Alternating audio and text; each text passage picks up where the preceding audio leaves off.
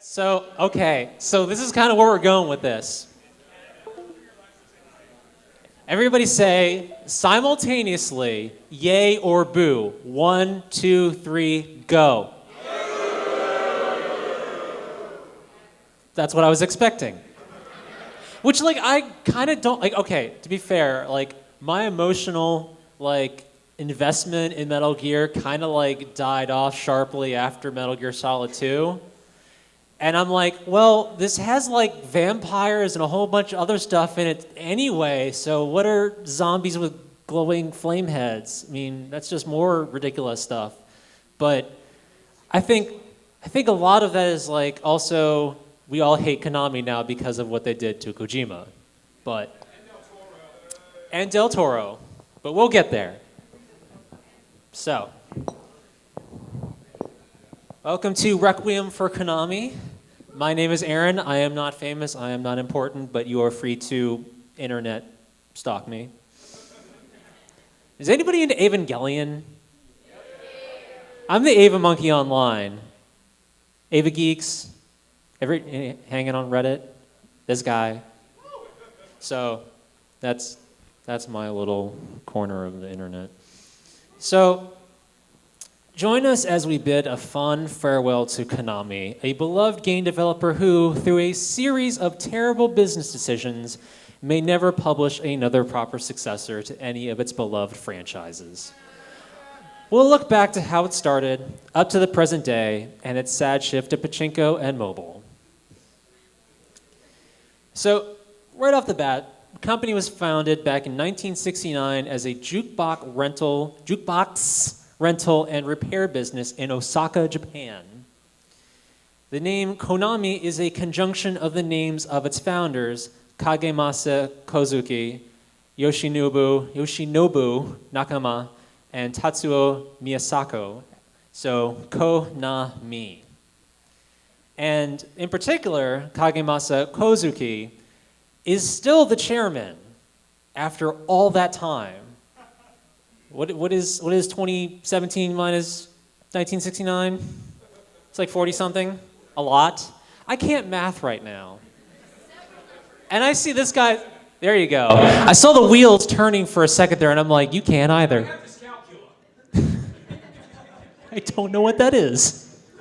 I get numbers backwards. Is dyslexia numbers? Yes. Okay. Today I learned. So he remains the chairman to this day, and his net worth is $1.13 billion, which makes him the 45th richest Japanese citizen, out of a population of 127.3 million. You know, in politics, we've had like this, conversation about like the top 1%. He's like the top 0.0003, and then like your calculator does a thing with like the E and the 7 at the end. You're like, I don't know how many places that is. It's a lot. So in '73, he transformed the business into Konami Industry Company Limited and began work on manufacturing amusement machines for arcades. Because we really didn't have, video games yet. It was still kind of like a new thing, sort of. So the first actual game machine was not created until '78. It was a nearly identical clone of Space Invaders called Space King. And just in case, this is Space Invaders, this is Space King. So you guys up front, you can probably see that this thing is a little tank, and these are a little bit different, but it's the exact same thing, like completely shameless. It's like one thing to take Pong and turn it into like Arkanoid, but this is like, come on. But this was like completely normal for the time. I mean, how many different versions of Pong were there? That was ridiculous. But they didn't actually publish it under the name Konami. They published it under a subsidiary, which is something they would do in the future, called LeJac, which, as I understand it, was Leisure Japan Company or Leisure Japan Corporation, which is interesting because there's already a Japan Leisure Corporation Company. So this guy, or those guys. So that might have been very confusing at the time, if I don't even know if they operated at the same time. Research. But we kind of look back fondly on a lot of NES stuff that they did. But they were one of the first licensees along with Namco, Hudson, Taito, Bandai, and Capcom. Way back in the day. And because they were one of the initial licensors, they had some special privileges that other later licensees did not have. For example, if you remember, if you ever like kind of studied the history of the Famicom and Nintendo, one of like Nintendo's sort of slightly draconian, overbearing, policies was that all licensees can only make 5 games a year. That's it. Because previously with Atari and some of those other consoles, they just pumped out terrible, terrible games, and it killed the video game market for a little bit. But Konami specifically got permission from the president, whose name is escaping me right now, Hiroshi Yamauchi. They got permission from him specifically to create a dummy corporation, which was Ultra Games, to publish more games per year so that it would be fair, I guess? So if you ever kind of like paid attention to like, you might see like the name Konami in some of these games, even though like on the label it says Ultra, which is interesting because like to me this is like, these are like the top shelf games to some degree, and then this was like the secondary unit, But these had like way more interesting labels in some cases. Like they're full color, whereas like these are like these really kind of standard kind of like artwork is cool, but like so much of it is just like this templated approach to logo art. Whereas like these, they're all different to a degree, and like they're way more like this is way more interesting than like this or this. Yeah, or like some of the old Capcom labels with like the cool like 80s laser background. They're all like templated and simple and kind of very generic, prefabricated. So these are the various logos that they have operated under. The 81 logo, the 86 logo, and the boring 2003 logo.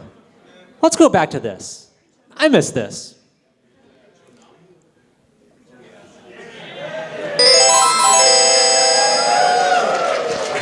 So I really miss that, but this one's my favorite.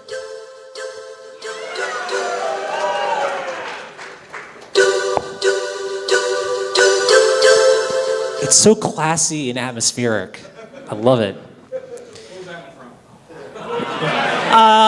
from? I'm having a hard time remembering right now. But we can't talk about Konami without mentioning the Konami code. It is thoroughly entrenched in our gamer culture. And I doubt very much that anybody did not use it at one point on one game. If you're in this room and you've never used it, I don't believe you. You're a liar. You're a liar. Shoot. Go on. So, but the Konami code has various other legacies outside of it. Like, is anybody else a web developer in here? You can like download like a Konami code JavaScript where if you type in the Konami code on your website, it'll like, you can throw up unicorns and other ridiculous stuff. So, and there's other variations of it, like there's like Raptorize, where like if you type in the Konami code, a Velociraptor will pop up and like go across the screen and do like the Jurassic Park, So it's interesting where these things like get reinterpreted or remixed progressively over the years. But we have to talk about the franchises more than anything. And you could say their very first franchise was Frogger back in 1981. I love Frogger. It's probably my favorite arcade game, which is great because it's just a joystick. That's it. There's no jump, there's no punch, you just jump, you press up, you press left, you press right, and you don't get run over. Gradius. And Life Force. Same thing. I don't care, same thing. or Salamander. Castlevania. I did not discover how awesome Castlevania was until like 2 years ago. It was way behind the times. Like, I just randomly got Aria of Sorrow in a lot of video games, and I was like, oh, I gotta take the subway. I'll just try this out. Like a year later, I like played through like pretty much everything on the, in this shot at least once. Like I played Aria of Sorrow, all 3 DS games, all 3 GBA games like twice each. It's ridiculous. Rondo of Blood? I will get that for the Virtual Console eventually, but I'm not a big fan of the just like I rage quit the original Castlevania all the time. Once you get to that like the Frankenstein and the Hunchback in like the 3rd or 4th level, I'm just like done. I'm gonna go. I like the Castlevania where if you fall into a hole, you don't die. And I love this year's theme so much. Contra. I can proudly say as a 33-year-old that I finally can beat Contra without dying once. It takes a lot of effort. There's like, like in the next to last level where like there's the spikes that kind of come down. If you don't get into the like top part of that, there's like one part where you literally cannot get through without dying. It just comes down so fast, it is impossible. And I'm like, you trolls. Suikoden! All right, confession. I don't know anything about Suikoden. It's an RPG and it's expensive, so I have a bad relationship with both of those things, so I just kind of stayed away. I was like, how much is a loose copy of Suikoden running these days? Too much. Yeah, and I like getting everything complete. Like, how much?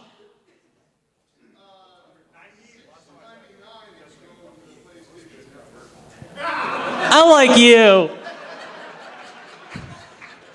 I was expecting a serious response, but that was way better.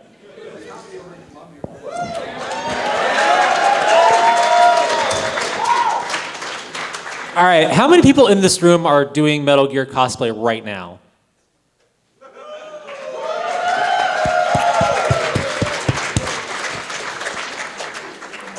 Man, that original Metal Gear Solid is like, I love that game. And this one is okay for like those 4 levels that you can actually play as a ninja. That was kind of cool.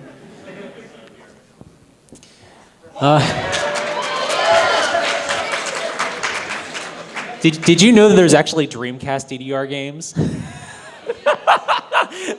That was surprising to me.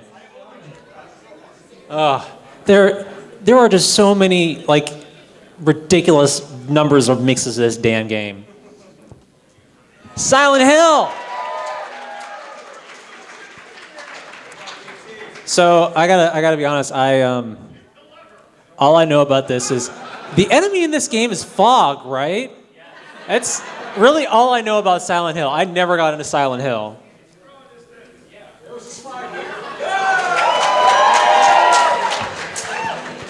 This one pains me the most. After Castlevania, this one pains me the most. I really, really was hoping for Zone of Enders 3. But that's not all.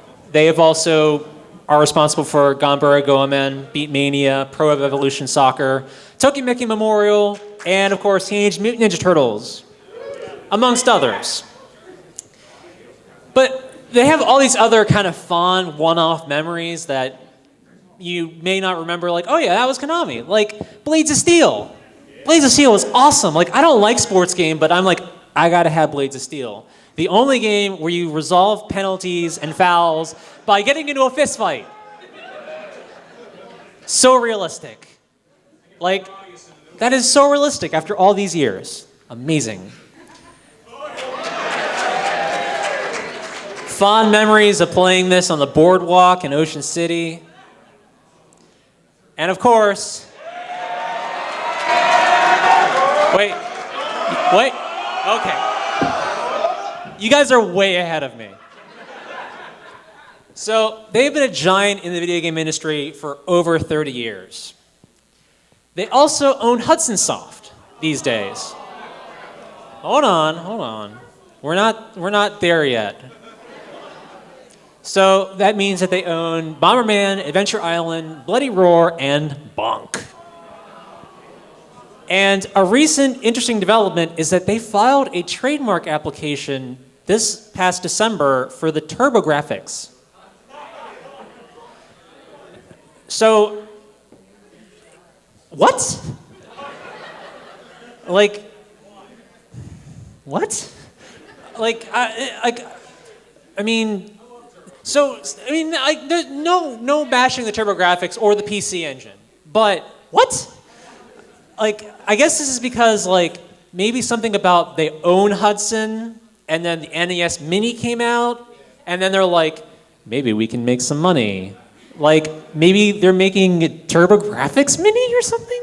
What? They might be trying to get the virtual console. Yeah, well, I mean, or like, are they also working on the trademark for the PC engine? Are they gonna like try and do like, like flashback consoles of the TurboGrafx or something with like the Bonk games and that stuff? Or reproductions of Hue cards so they don't cost so much? Don't get into TurboGrafx 16, kids. It's way too expensive. That's like one step away from like Neo Geo at this point for certain games. So, the Bit Wars. So, if you remember like way back in the day, in the heyday of the Nintendo was really, really strict about policies and like developers had to be like super exclusive, and if stores carried unlicensed games, if like anybody like earned Nintendo's ire, they just like cut them out.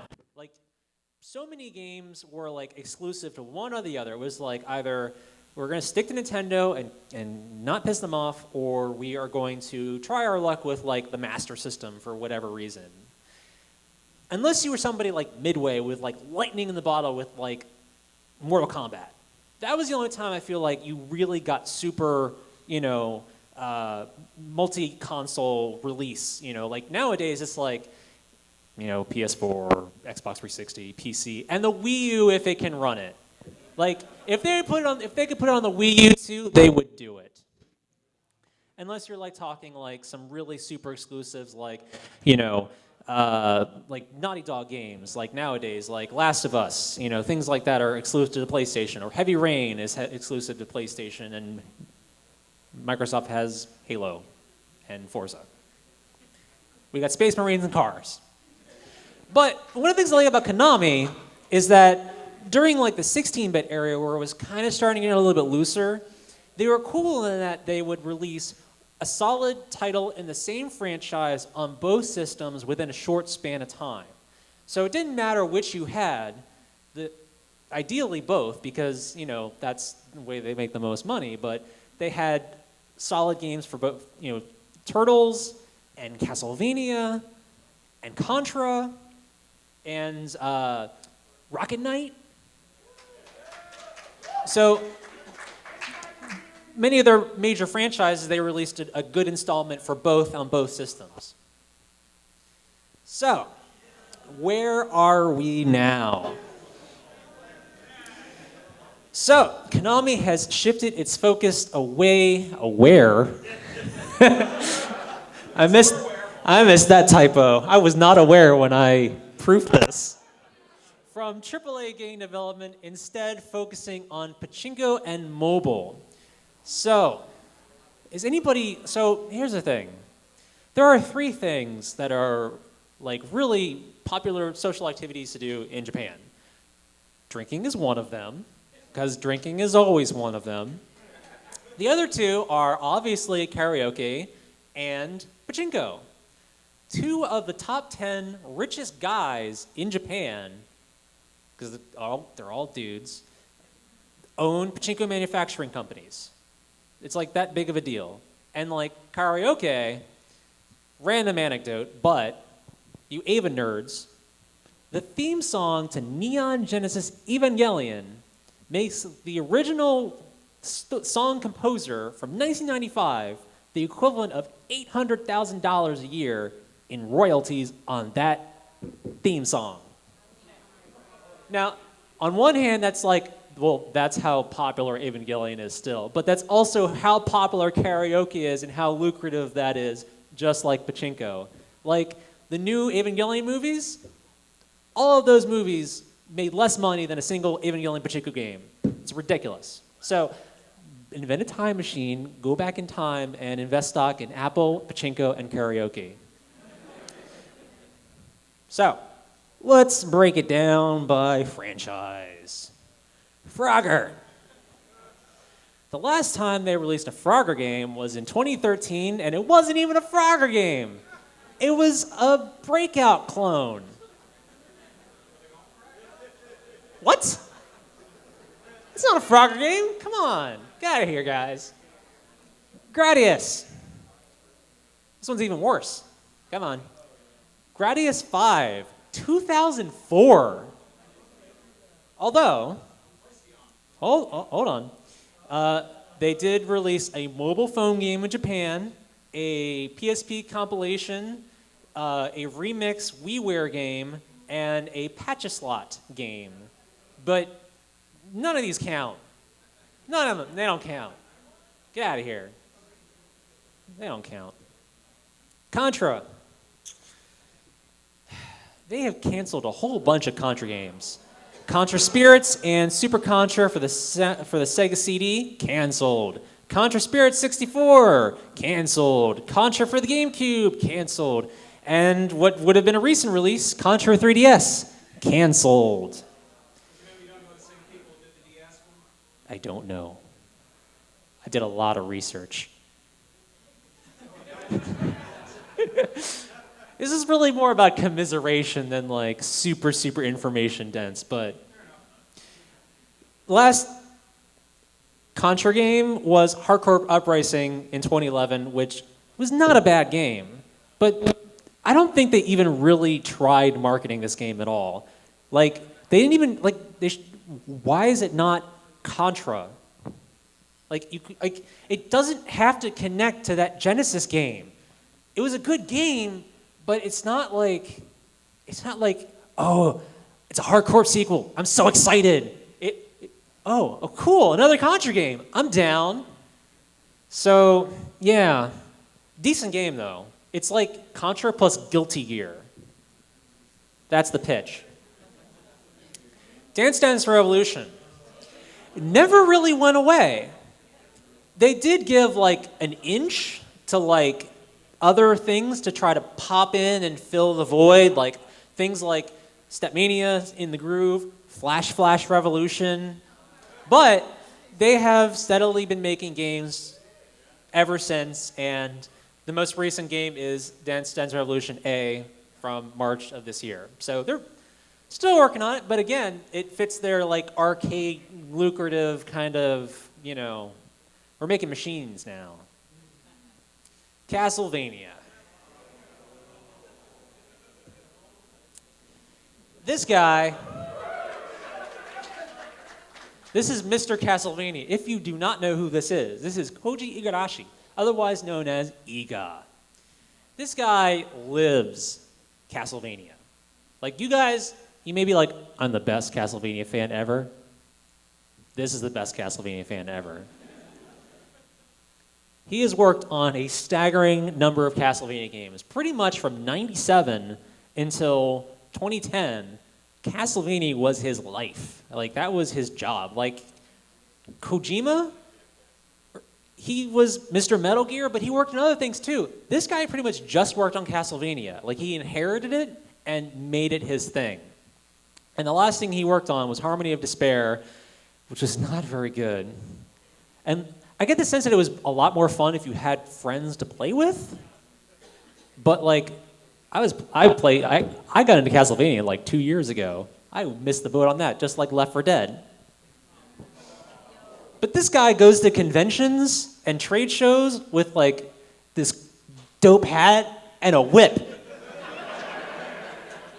And a button-down shirt, like, that is Iga. He lives Castlevania.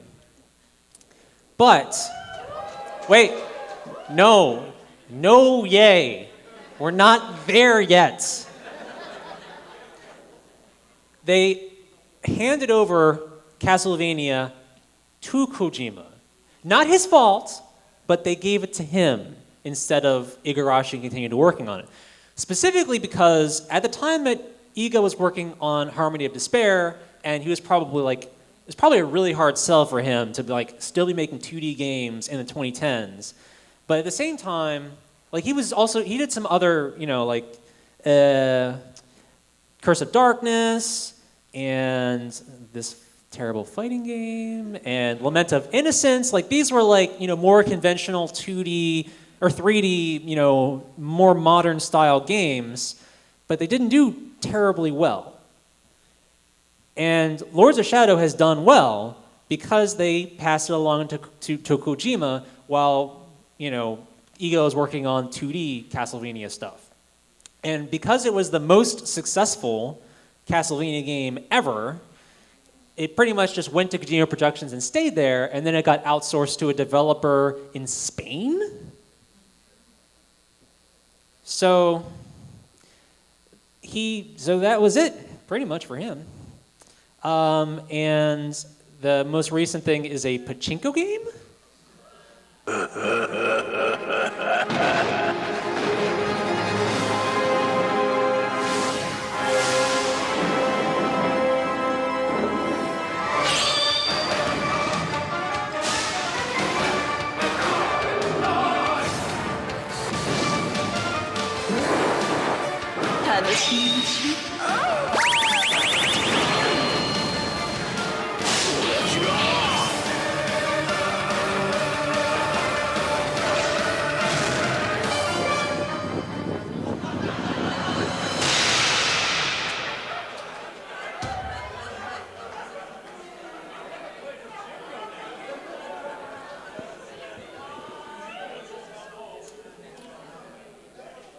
So just in case you weren't paying attention or were looking at your phone, the trailer did in fact promise erotic violence.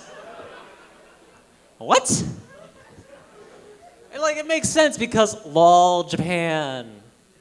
It's like, you know what, I don't get Japan. Like real talk, I don't get Japan. They try to be so conservative and homogenous, and then they just make just this ridiculous stuff. Why? How does that work? How do you reckon? It's like that rigid, framework makes people be like, you know what? I'm not just gonna be weird. I'm gonna be the weirdest.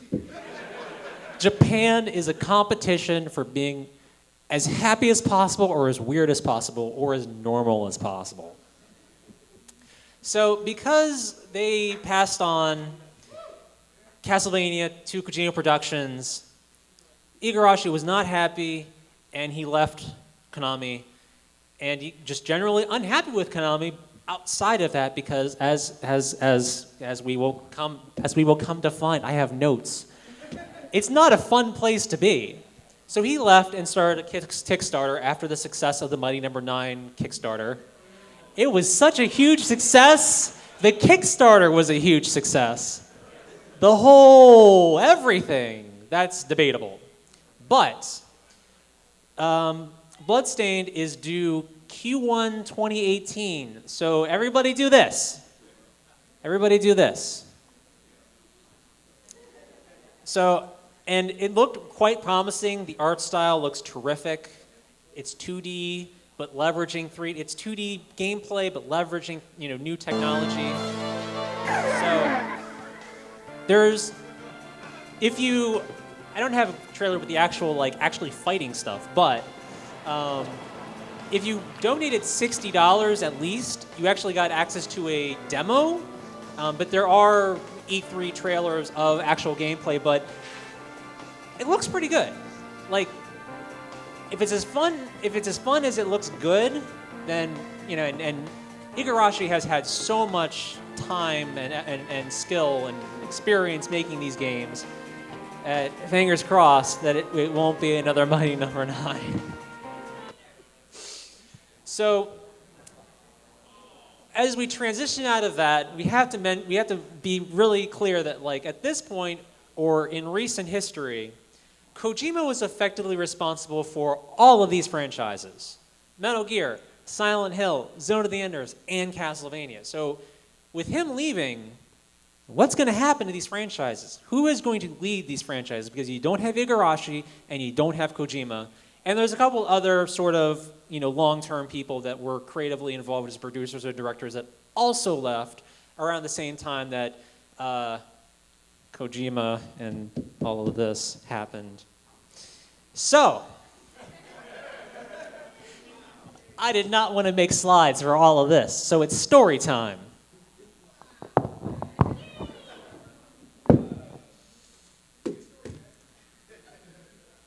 All right, little Bobby and Susie, it's time for a story. So, October 2010, Lords of Shadow was the best-selling Castlevania game of all time. Kojima takes control over Castlevania. Harmony of Despair, also released that year, would be Igarashi's last.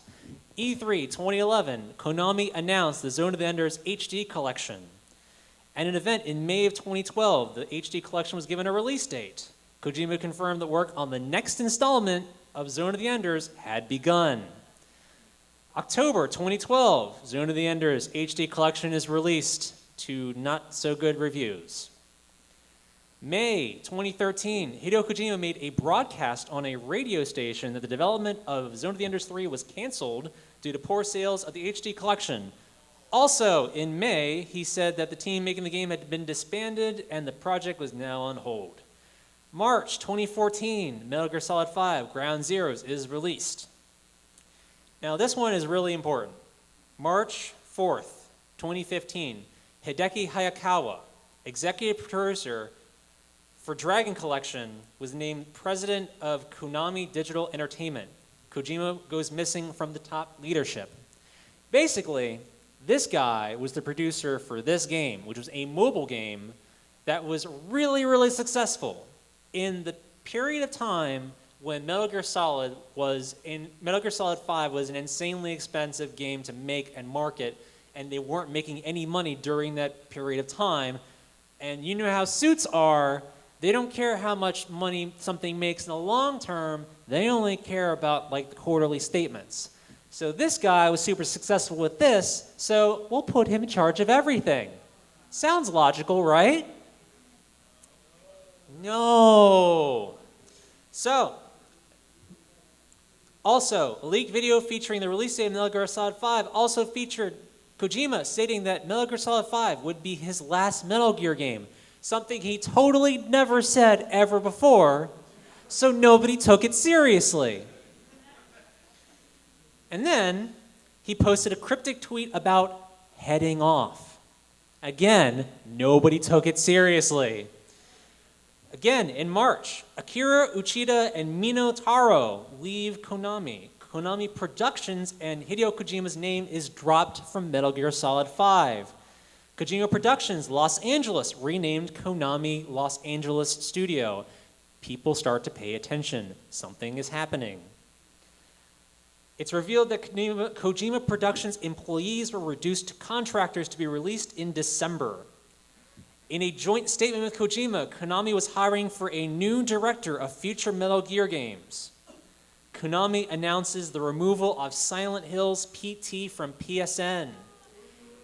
And then the cancellation of Silent Hills.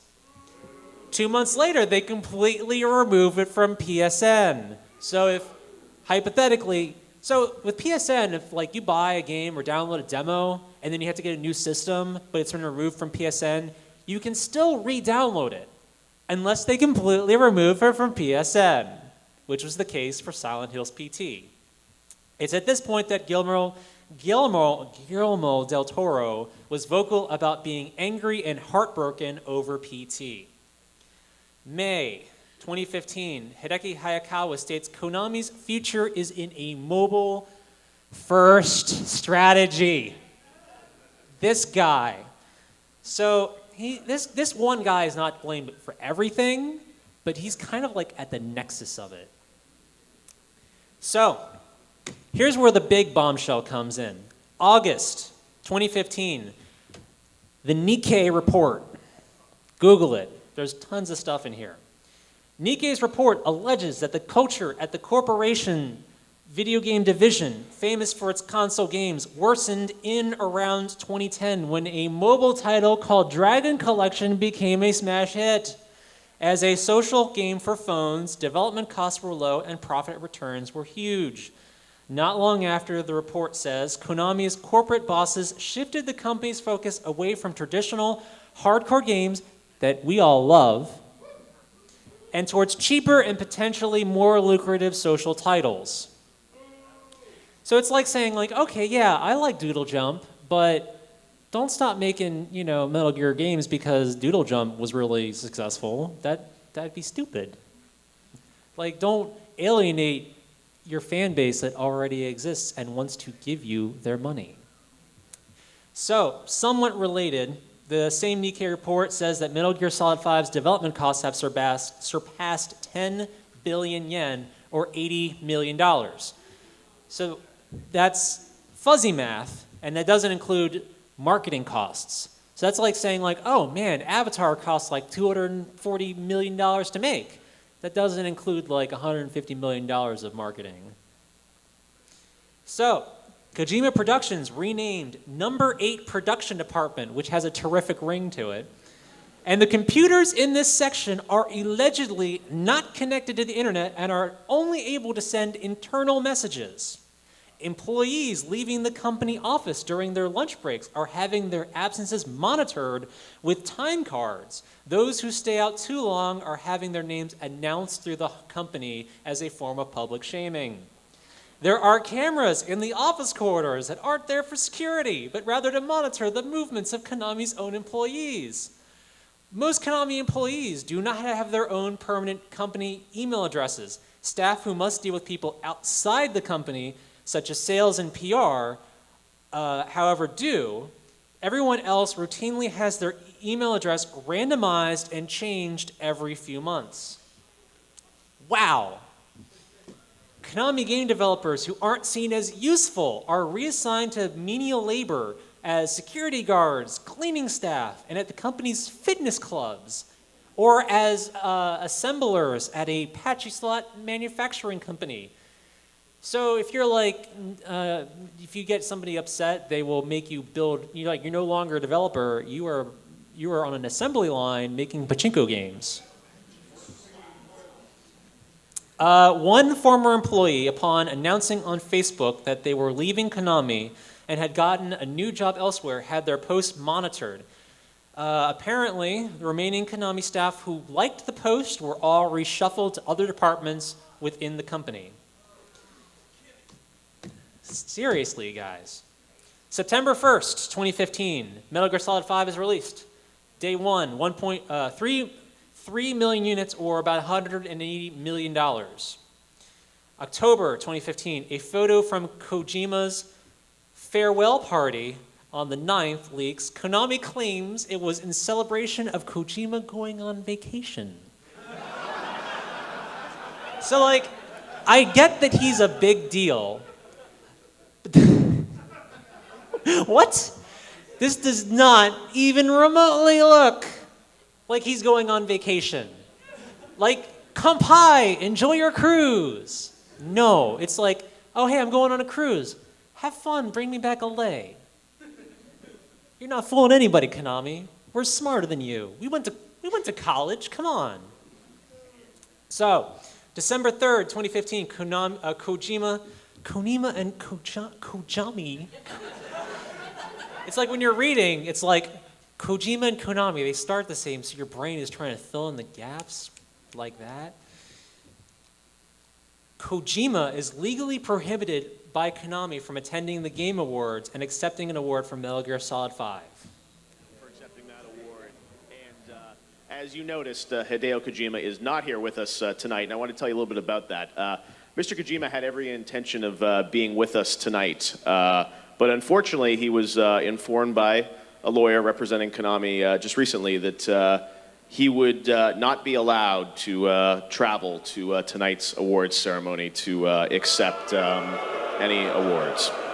It's he's still under an employment contract, and it's disappointing, and it's inconceivable to me that an artist like Hideo would not be allowed to come here and celebrate with his peers and his fellow teammates such an incredible game as Metal Gear Solid 5. But that's the situation we're in. Hideo is in Tokyo right now watching the show, so we want you to know, Hideo, that we're thinking of you, and we miss you. We hope to see you at the Game Awards 2016. But So, the political thing to do is not do that. But it's the right thing to do. And I gotta give Jeff Keighley so much respect for throwing Konami under the bus in the classiest, most respectful way possible.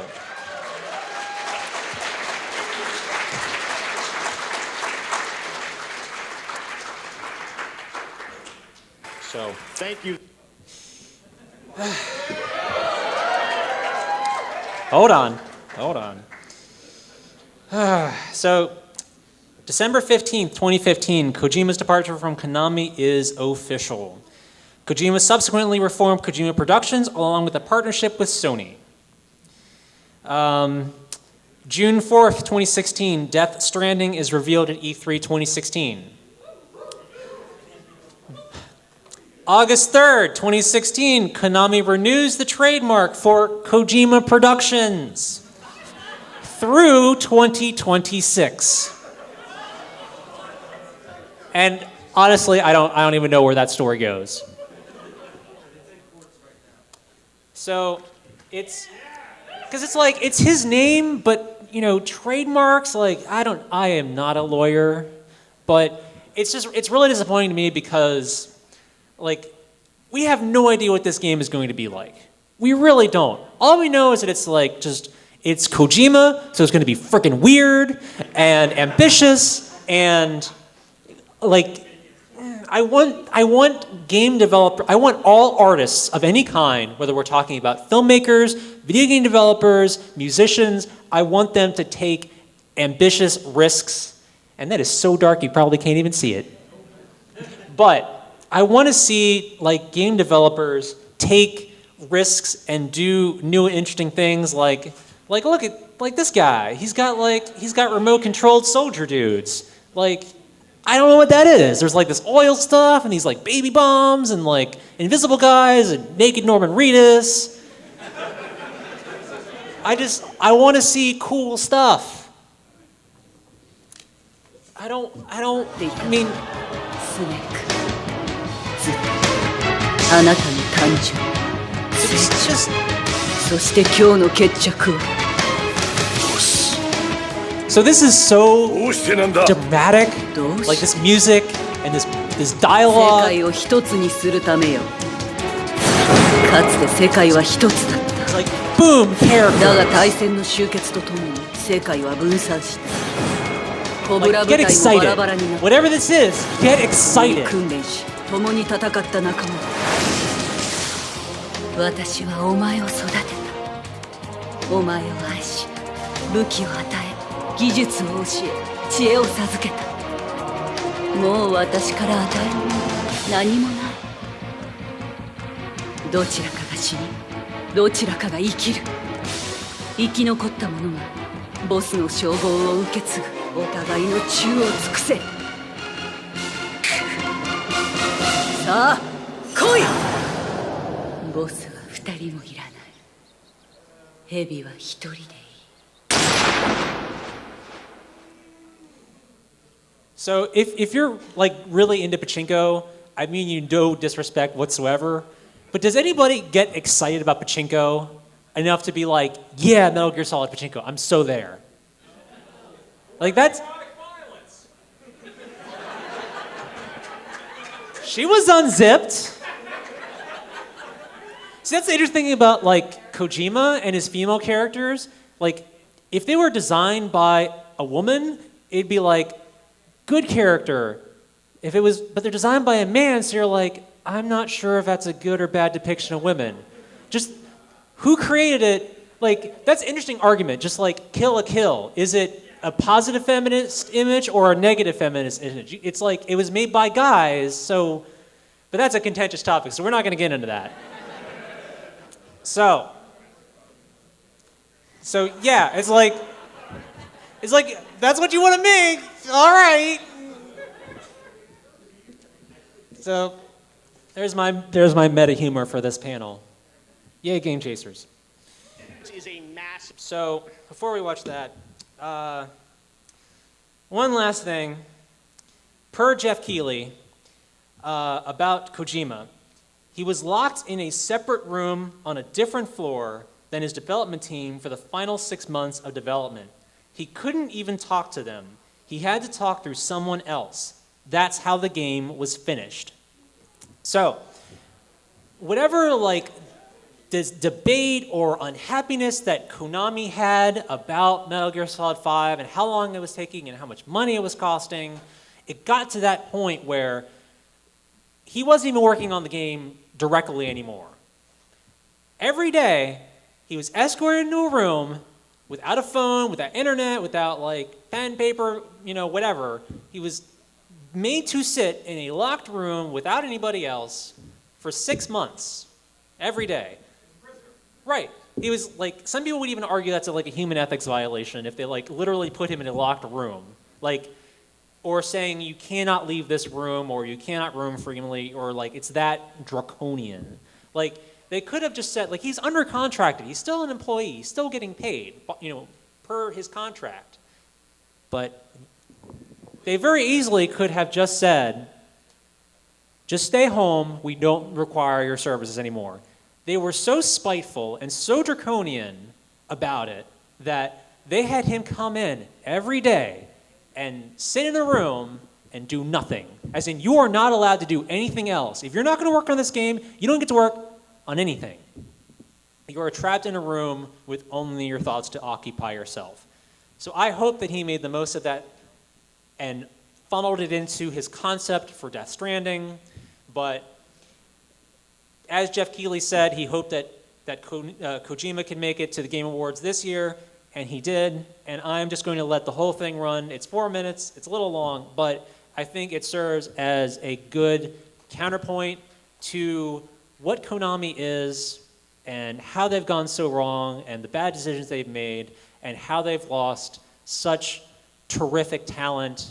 I don't think anybody would disagree. When you think about the concept of the auteur, you think about that in art and cinema specifically for people like Stanley Kubrick, auteur filmmakers. Kojima is absolutely a auteur, video game designer. And I don't think there's a whole lot of them that truly deserve that distinction because it's such a new medium, I think, as part of it. Just like video game history isn't a subject in school the way film history is now, but had to argue for that. We're still having that argument that video games are art. That was film 20 to 50 years ago is cinema film? Or cinema and film, is it art? So this is the Game Awards this year, and Kojima finally getting his award. Undertaking, and this year it was particularly challenging to pull everyone together to make tonight happen. But whenever I was in doubt, what kept me going was a belief that we had to be back on the same stage as last year to give one man a moment he was robbed of. Of course, I am talking about Hideo Kojima, the creator of Metal Gear Solid and tonight's industry icon.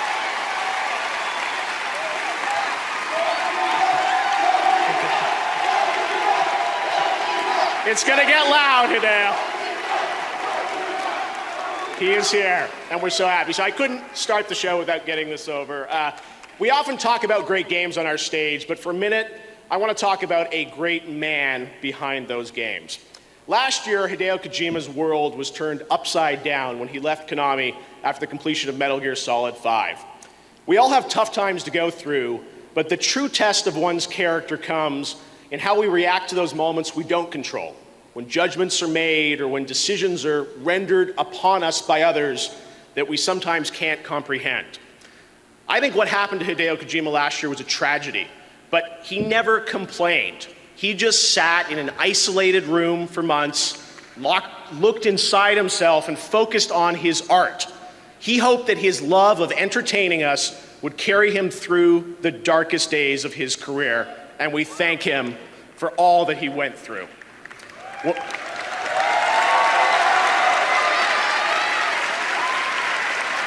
you know, when I've questioned things in my own life over the past 2 years, I've drawn strength from seeing firsthand how Hideo dealt with this inflection point of his life. He is one of the most principled, loyal, and ethical men I have ever met. And I'm just so honored to call you a friend above everything else, Hideo. Now, this trophy right here, I gotta tell you about this, because for most of the past year, I've tried very unsuccessfully to give Hideo the award he rightfully won last year for Metal Gear Solid 5. Keep taking it to him and his producer Ken, and it's like I can't get this to him. I first offered to ship it to him, but I couldn't get the address of his new studio. Then I said I'd drive this myself out to Las Vegas to personally hand to him when I saw him in February, and he politely declined that.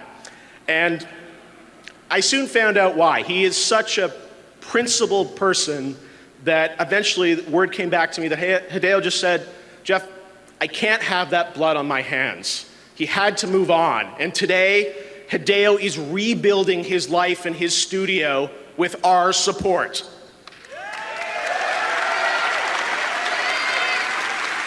And like Snake said in MGS, Hideo knows that a strong man doesn't need to read his future, he makes his own.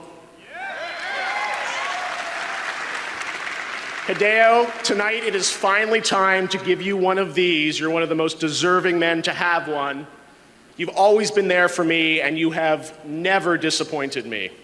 Ladies and gentlemen, please welcome our industry icon, Mr. Hideo Kojima.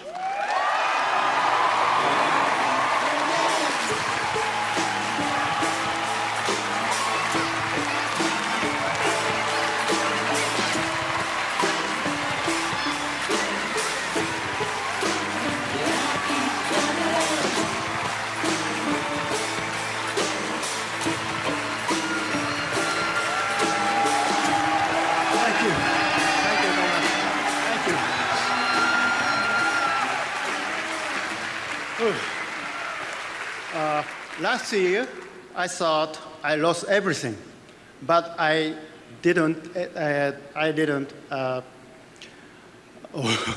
didn't lose anything. Thanks to all of you. I thank you all for your support. I love you, Jeff, and Game Awards. I love games. I love this world. I really love you all from my heart. Thank you. Thank you, Bill. Thank you so much.